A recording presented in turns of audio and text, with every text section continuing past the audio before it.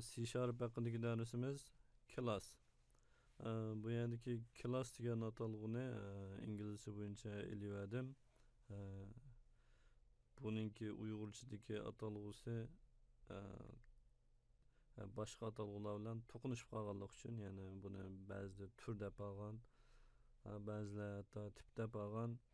Bu boshqa ma'lumot tipi yoki project deganlar bilan to'qnashib qolgan bu atalg'u. O'xshamagan ikki narsaga bir atalg'u ishlatilib qolgan. Shunga buni programmada ko'proq ishlanadigan bo'lg'achqa class degan gapni o'z beti eliverdim, ya'ni class deb. Endi bu class uqumiga kelsak, bu obyekt ko'zlangan programmadagi obyektninki hujjat shaklida ifodalanishi. Ya'ni biz odatdagi ko'p ishlangan tillarda program yozgan vaqtda shu classni birlik qilib turib yozamiz. Odatda bir hujjatga bir qancha klasslarni yozg'ili bo'ldi, bu jihatda cheklama yo'q. Lekin tashabbus qildig'ini bir klass bir hujjat bo'lish. Ya'ni boshqa klass qurmoqchi bo'lsak, yangidan hujjat qurib ishlatishni tashabbus qildi. Hamda klassninki o'z ichiga oladiganlari buningki umumiy jihatdan xoslik va funksiyalarni o'z ichiga oldi. Ondan bu class uqumi obyekt ko'zlangan program bilan chambarchas bog'langan. Ya'ni bu obyektlarda abstraktlashtirish, konkretlashtirish deganga o'xshash hukmlar bor. Ya'ni umumiy turdagi obyektlarni texnik konkretlashtirib, buni tarmoq obyektlarni qurib ishlatish. Buni yana ishlatilish shakliga asosan varislik qilish, amalga oshirish deganga o'xshash bir qism o'zining kasbiy hukmlari bor. Bu hamda obyekt ko'zlangan programmalar cho'ng bir ideya. Buni bu qisqa darsda so'zlab tushuntirib bo'lmaydi. Buni keyingi mazmunlarga qoldirsak, bu yerda bilib olganimiz klassninki qurilmasi va klassni qurib ishlatish. Hamda klassning umumiy qurilmasi boya degandagi xoslik bilan funksiyadan tuziladi. Buni yozgandimi, odatda xoslikni ustiga funksiyani ostiga yozamiz. Xoslik deganimiz bir obyektninki tinch holatdagi xususiyatlari. Masalan, bir odam desak, uning ismi, yeshi, yurti, kasbi deganga o'xshash. Hamda buningki funksiyalar deganimiz harakat holatdagi xususiyatlari. Masalan, bu odamninki gap qilishi, yo'l minishi deganga o'xshash. Biz oldingi soatlik darslarimizda bu funksiya to'g'risida tushunib bo'lgan. Ya'ni biz burun misol uchun yozgan kodlarimizni hammani klassning ichiga yozgan. Shuni biz burungi narsalarni bir qator eslash bilan birga tushunib o'tsaklar bo'ldi. Hamda klassni qurgan vaqtda buning umumiy qurilmasi tuandagidek bo'ldi. Ya'ni buning ziyorat cheklamasi burun o'rganib o'tgan. Uni yozamiz, undan keyin klass ochiq so'zi bilan boshlandi. Uning keyiniga o'zimiz xohlagan ism qo'yamiz. Ya'ni shu navbatdagi klassning ismi. Undan keyin bu klass o'z ichiga oladigan xosliklarni yozamiz. Masalan, bu person odam degan xoslik klassninki xosliklari, masalan, ism, uning yeshi deganga o'xshash. Bu yerda faqat bir qanchalar bo'ldi. Undan keyin buningki funksiyalari. Hamda funksiyaning ichida bir alohida funksiya bor. Ya'ni buningki qurg'uchi funksiyasi. Qurg'uchi funksiya deganimiz ismi klassning ismi bilan o'xshash bo'lgan funksiya qurg'uchi funksiya bo'ldi. Ya'ni klassning ismi person, ma funksiyaning ismi person. Bunda funksiyalar odatda biz bu klassni boshqa yerda aniqlab ishlatgan vaqtimizda, dastlab aniqlagan vaqtida shu funksiya o'zi bevosita ijro bo'ldi. Odatda klassning ichida daslablashtirish yoki dastlabki qimmatlarni berishga to'g'ri kelgan ba'zi mashg'ulotlarni mush funksiyaning ichida bajaramiz. Uningdan boshqa funksiyalarningki public deganlarni sirtma ishlatkili private deganlarni faqat mush funksiyaning ichida mushu klassning ichida ishlatkili bo'ldi. Buni o'zimizning ehtiyojiga qarab turib tanlab ishlatsak bo'ldi. Endi klassni qurib bo'ldik. Buni ishlatgan vaqtida tuvandagidek ishlatamiz. Masalan, biz person deb klassni burun qurib bo'lgan, biz o'quvchi deb bir o'zgaruvchi miqdorni aniqlab oldik. Ya'ni buningki ma'lumot tipi boyatingi klass shu person.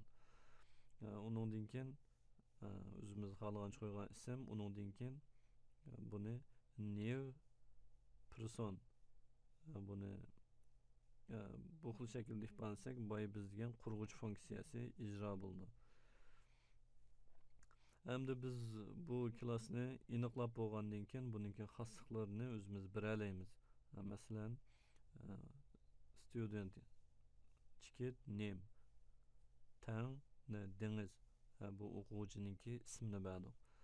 Uningdan keyin buningki yeshi bu xosliqqa qimmat berish mushundoq bo'ldi. Hamda buni boshqa yerda ishlatgan vaqtidami mush xil shaklda, ya'ni tanglikning sol tarafidagi qismini bevosita ishlatsak, buning qimmatini ola olamiz. Endi biz bir klassni nurg'un qatim aniqlab uni takror ishlatalaymiz. Masalan, biz bu yerda teacher ya'ni o'qituvchi deb yana bir klass qurib oldik. Tipi person ya'ni odam. Buningki qurg'uchi funksiyasini chaqirgan vaqtimizda buningki asl qimmatini berdik. Bu bir xil ishlatilishi. Bu xil shaklda buningki xosliqlari berilmaydi.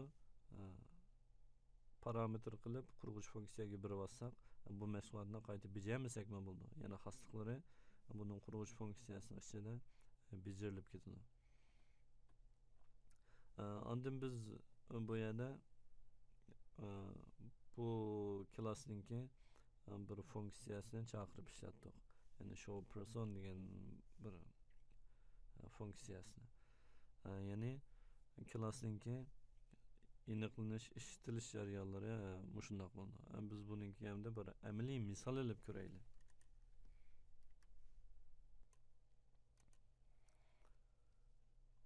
Visual Studio'ni qo'zg'atamiz. Bir project quraylik. Projectning ismi class bo'lsin.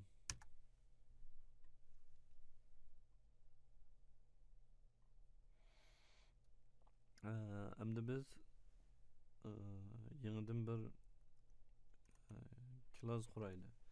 Agar klassni qurmoqchi bo'lsak, biz bu projectni tanlab turib, bu Solution Explorer'dan 10 knopkani bosib, bu yerdan add ya'ni qo'shishning ichidan new item deb tanlasak bo'ldi. Yoki bo'lmasa bu yerda bu klass degan ko'p ishlatadigan narsa bo'lg'achqa bu yerga bevosita chiqarib qo'ygan. Ammo shuni tanlasakmi bevosita klass quriladi. Biz new item deganni tanlaylik. Ya'ni bu yerda klassdan boshqa nurg'un narsalarni qurg'ili bo'ldi. Ya'ni bu yerda ko'znak va programmaga ishlanadigan boshqa tiplarmi bor. Biz buning ichidan klassni tanladik. Buniki ism qo'yaylik. Person. Add. Yana bu yerga bizningki klassimiz qurildi.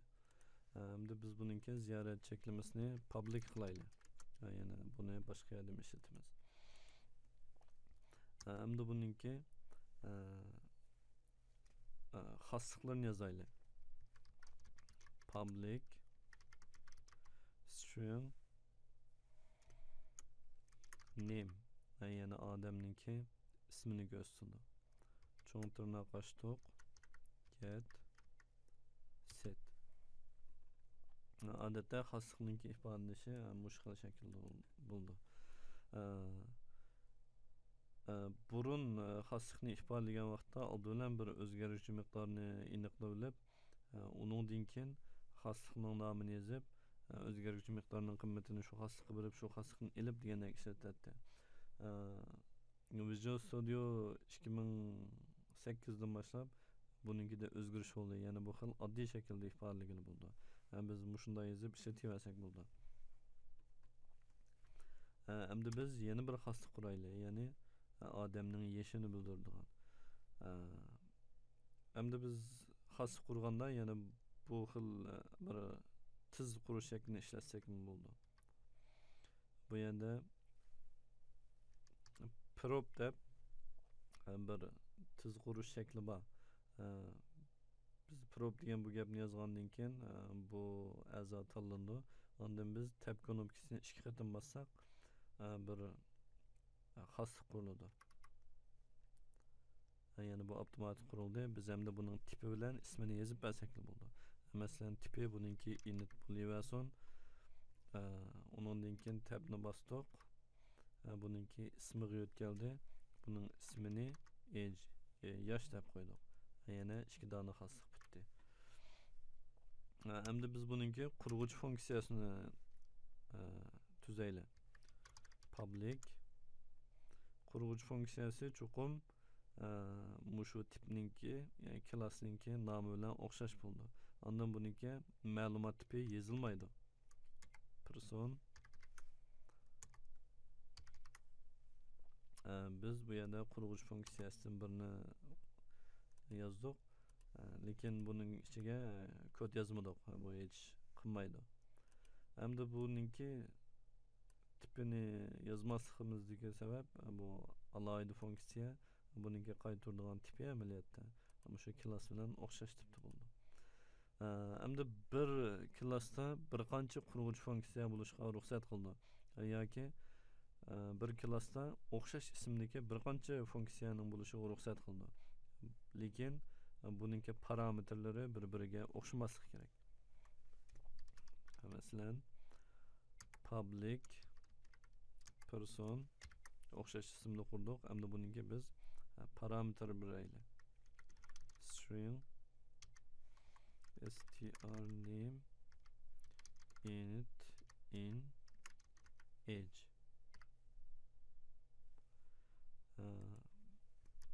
Biz yana bir qurg'uchi funksiya qilib oldik.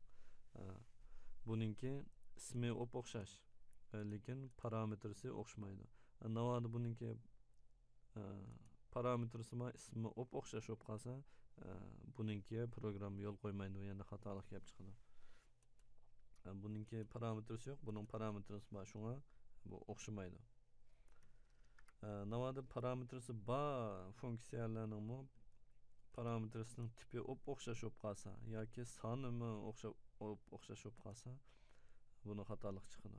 Son o'xshamasa yoki son o'xshama bu tiplari bir-biriga o'xshamasa, bunday funksiyaga ruxsat qildi. Hamda biz bu qurg'uchi funksiyaning ichiga kod yozaylik. Ya'ni bu yerga ism bilan buningki yoshni parametr qilib berganda, buning qimmatini biz xoslikqa berib o'taylik. Yani this bu navbatdagi klassni ko'rsatadi.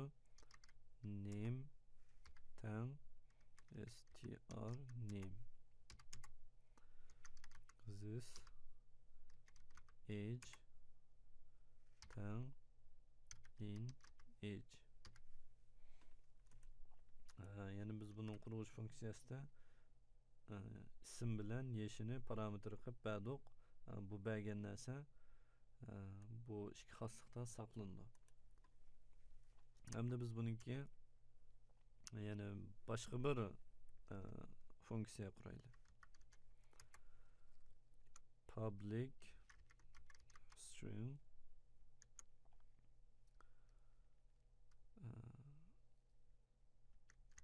show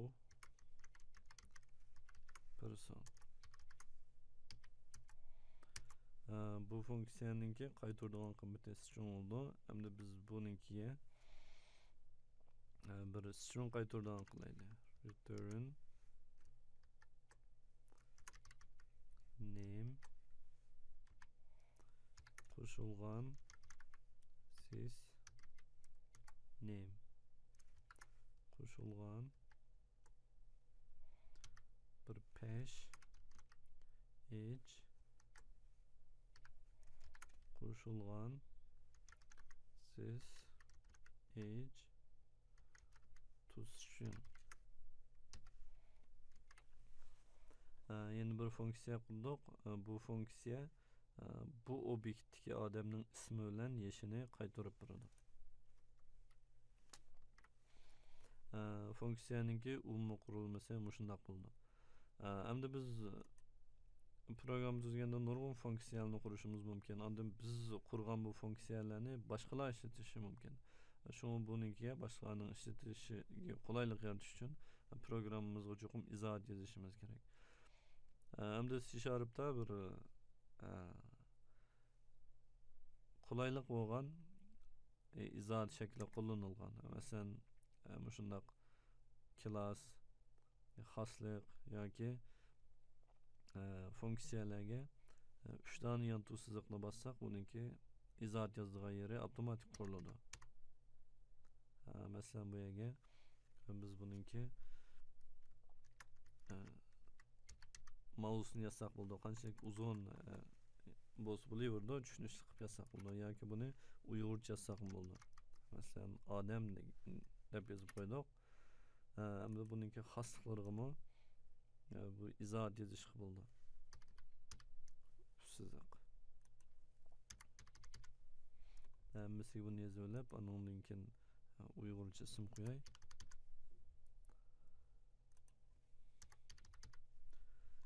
Bununki parametresi var. Şuna parametrlarını mı bu yerda eskertib biz bununki nima parametr ekanligini bu yerga eskertib qo'ysak bo'ldi.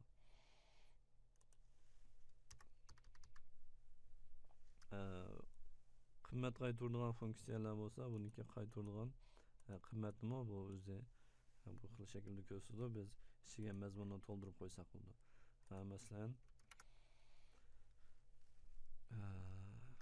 ismi yeshi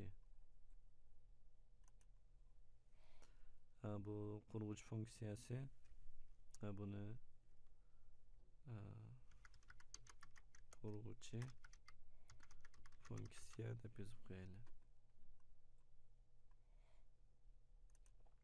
Bu qurg'uchi funksiya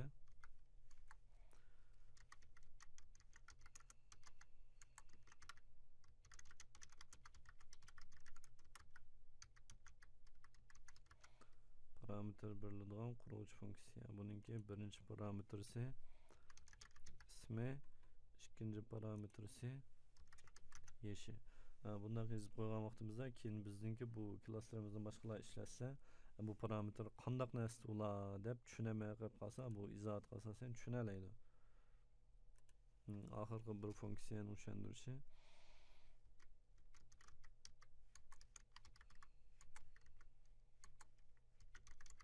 odam uchurini ko'rsatish. Buning qaytaradigan qimmati ismi va yeshi. Demak bizningki bir klassimiz mukammal bitdi. Odatda bir klassdan nurg'un funksiya, nurg'un xosliklar bo'ldi. Oddiylarda bir necha xosliklar tugaydi. Biz buni o'zimizning ehtiyojimizga asosan tuzsak bo'ldi. Hamda biz bu klassni qurib bo'ldik. Buni ishlatishini ko'rib boqaylik.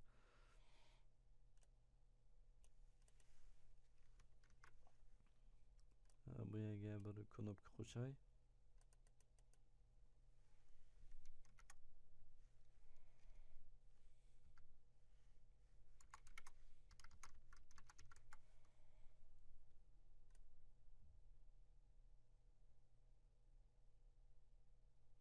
Xat nusxasini o'zgartirib o'taylik.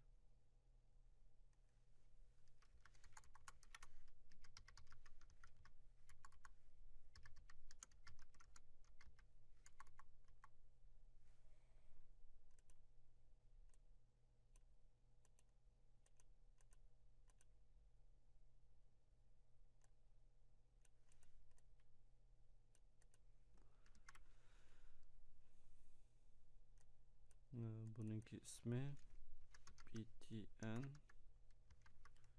show bo'lsin. Biz buni ochaylik. Knopkaning bosilganlik hodisi.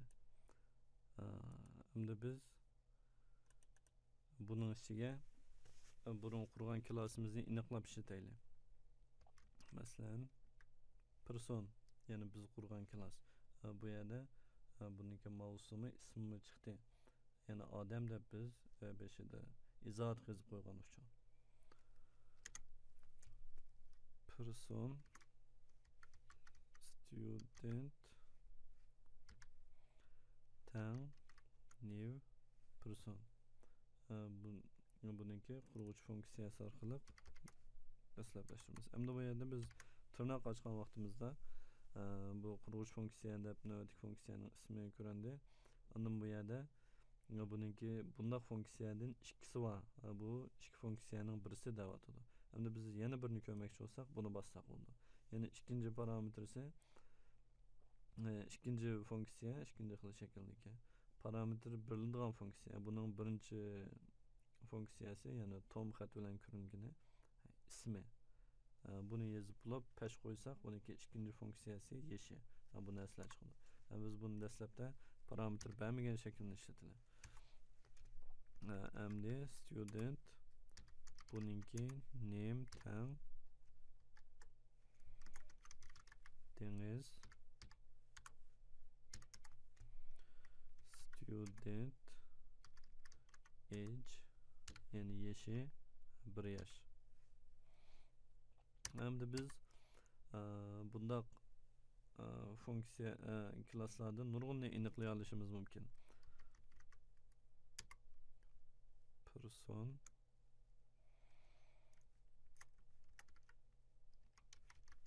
teacher tang new.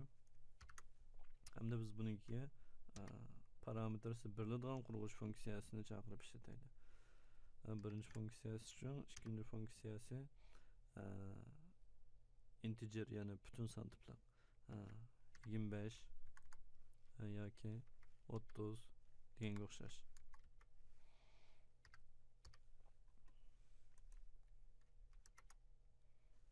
Buning ismi Sarvan yoki Ali Erkin deganga o'xshash. Endi biz buni ishlatib ko'raylik. Ya'ni bu knopka bosganda yuz beradigan desa, biz bir message boxda buningki mazmunni ko'rsataylik.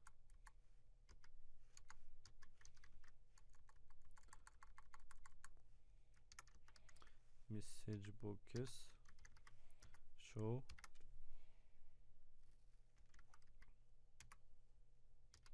teacher name. Buni ijro qilib ko'raylik. Ya'ni programmamiz ijro bo'ldi.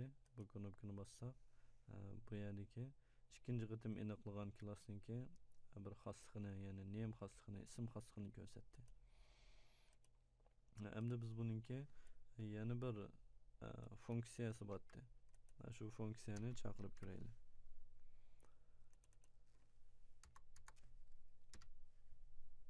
Teacher show person. Bu bir funksiya. Shunga tirnoqni chuqur yozishimiz kerak.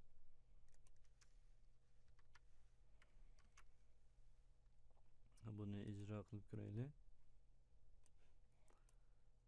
Ko'rsat knopkasini bosdik. Ismi Ali Erkin, yeshi 33. Navada biz buningki burun aniqlagan bu studentni ishlatsak, oldingi klassdagi, ya'ni bu klassdagi mazmunlarni chiqarib turdi. Masalan, ijro qilib ko'raylik. Ismi Dengiz, yeshi 1. Yana oddiy bir klassniki qurilishi va uni ishlatish shakli yuqorida ko'rsatilgandek bo'ldi. Yana bu biz qurib olgan klass. Buni bu kodda aniqlab ishlatdik. Odatda bu klassniki varis qilish amalga oshirish qatorliq nurg'un alayliklar bor. Buni ehtiyojli bo'lganlar munosabatli materiallarni ko'rib o'rganib olsa bo'ldi. Masalan, oddiy bir varis qilish shakli bo'lsa, bizningki bu ko'znak forma varislikqa odatda varislikqa shaklni bu qo'shik bilan ifodalaymiz. Amaliyotda bizningki mushu kod yozganimizmi bir klass. Bizning bu yerda qurib bir dona klass. Ikkalasi amaliyotda o'xshash. Shuning bilan klass to'g'risidagi mazmunlarimiz tugadi.